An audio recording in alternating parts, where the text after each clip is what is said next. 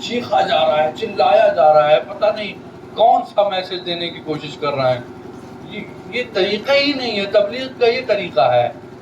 ایسے کہیں لوگوں کی اصلاح کی جاتی ہے. ہمارا تو یہ طریقہ ہے کہ زبان جو ہے وہ ایک دم سر جھکا ہوا ہو، نگاہیں جھکی ہوئی ہوں، زبان پر آہستہ آہستہ الفاظ نکلتے ہوں، اور بڑے درمیانی روش سے انسان اپنے راستے پر چل رہا ہے، تب تو لگے کہ مسلمان ہے. یہاں تو ہمارے مذہب نے تو یہ بھی منع کیا ہے کہ کسی کے گھر میں بغیر اجازت دیکھا بھی نہ جائے. ہمارے مذہب نے یہ منع کیا ہے، لیکن لوگ تو گھس جاتے ہیں اور کوئی مطلب شرم حیا نہ اللہ سے نہ لوگوں سے ہمارے درمیان. اور اس کی بنیادی وجہ جو ہے وہ اللہ وانوں سے دوری ہے.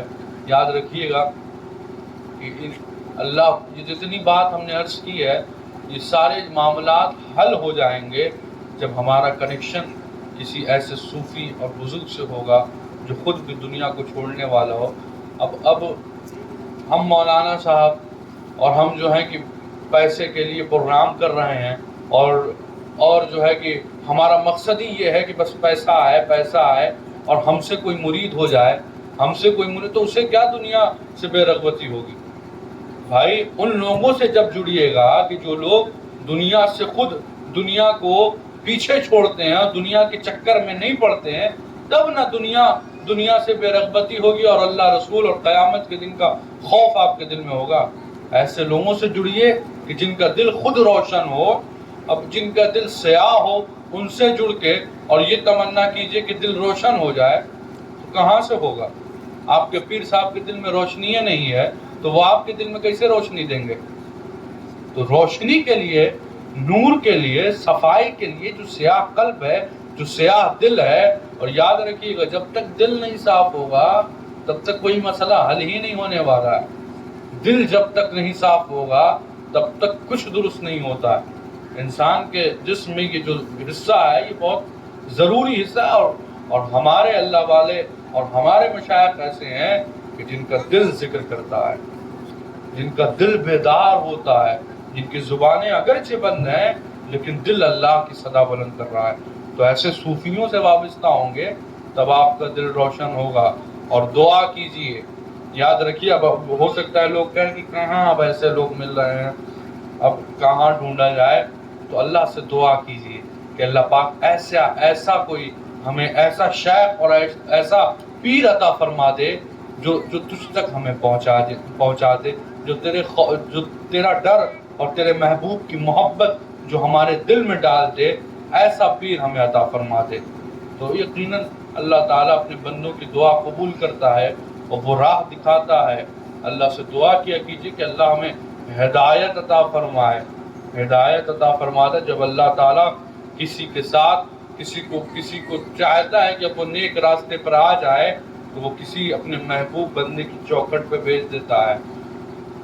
اللہ کریم سے دعا ہے کہ اللہ تعالیٰ ہم سبوں کے دلوں کو بیدار فرمائے اور آپس میں محبت، اتحاد کی توفیق عطا فرمائے.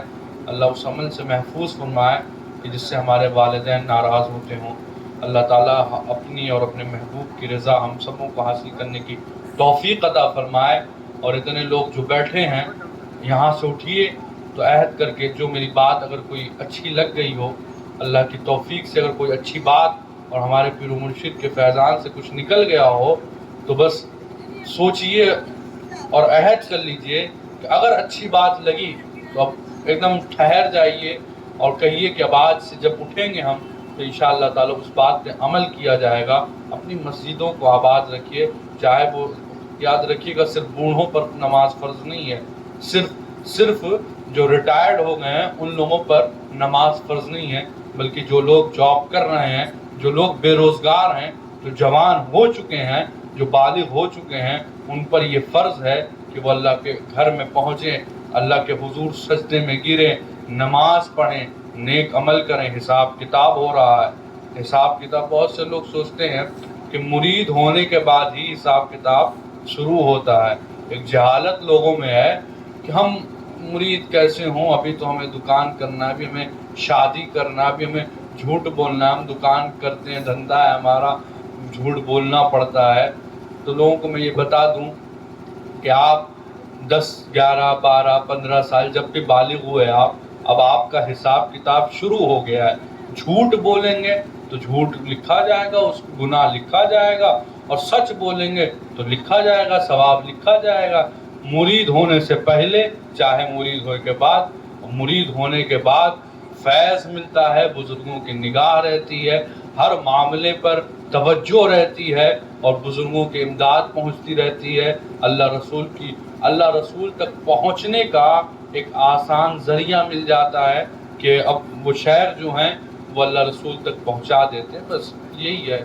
یہ جہالت اپنے درمیان سے ختم کر دیجئے کہ مرید ہونے کے بعد جھوٹ نہیں بولنا ہے, تو فلانا کام نہیں کرنا ہے.